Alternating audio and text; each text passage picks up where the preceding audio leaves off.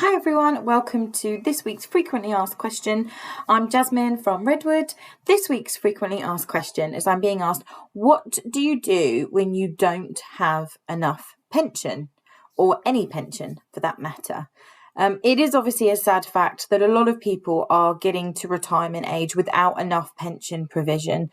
Maybe they were self-employed and they never put into a pension all the time they were working for themselves, and without an employer sort of forcing the issue and funding into a pension for you, it's just not been a priority. Or maybe you were the main caregiver raising the children, so you didn't work and you didn't amass a traditional pension. I think the first thing to say is if you don't have a pension and you're approaching retirement is first of all to not panic in terms of what you can do. Obviously, we traditionally look at pensions as our way of being able to retire, but there are lots of other assets that we may have that can be used to generate us an income. So you might have a property portfolio of buy-to-lets that you've built up, and there's no reason why that essentially can't be your pension instead of a traditional pension scheme.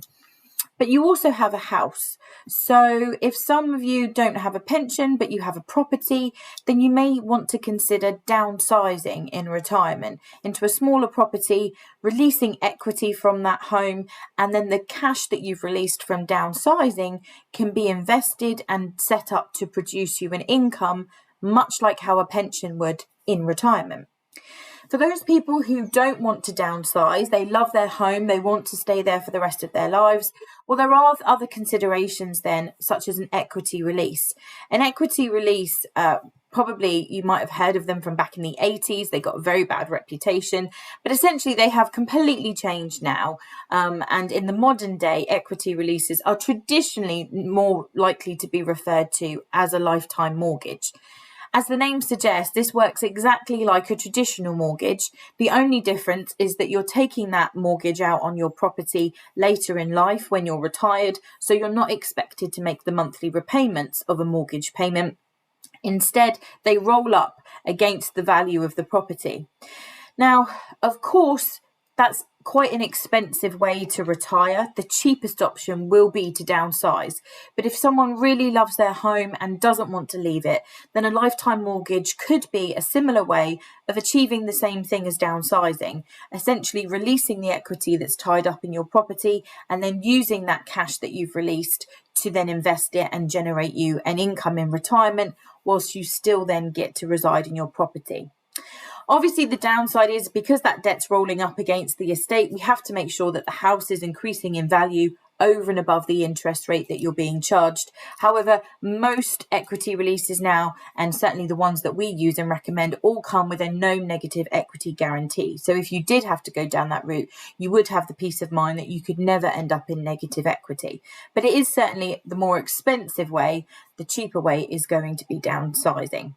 If you don't own your own property and you're perhaps in rented accommodation, so that's not an option for you, then at that point then you're going to want to talk to Citizens Advice and get some advice on the benefits that you would be eligible for. There are benefits and safeguards in place to make sure that everyone has that minimum standard of living. Hopefully you will be entitled to some state pension as well. Again, if you've not worked or there are gaps in your employment history, then you can contact the Department of Work and Pensions, ask for a state pension forecast, and they'll let you know if you've got any gaps in your national insurance contributions, which are stopping you from being eligible for the full basic state pension.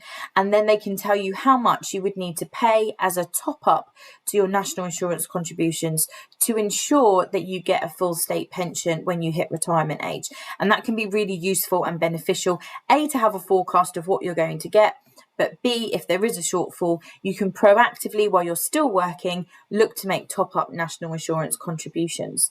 So those are just a couple of the options, but there really are a host of other different ways that we can tackle this retirement issue if you don't have a traditional pension and haven't been saving a traditional pension in place. The key thing is about being proactive, sticking your head in the sand and hoping that it'll all work out at the closer you get to retirement age is not an option. So if you know that you're not contributing into a pension right now and you haven't got any retirement provision, start making a plan and putting that plan into place sooner rather than later. Is it to downsize? Is it to have some kind of lifetime mortgage or equity release? Or is it going to be a mixture of state pension and available benefits? And have you got a full national insurance contribution record to make sure that you get that full state pension?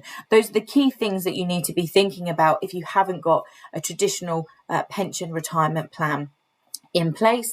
And if not, then as I say, look at the other assets that you've got. Have you got savings and investments? Have you got a property abroad that you could sell, or a property that you could rent out and generate you income that way? It doesn't have to be a traditional pension, but it does have to be a proactive plan that's going to be able to generate you the income you need in later life. For more information on this, we run a free pensions webinar where you can get more information on pensions and retirement planning.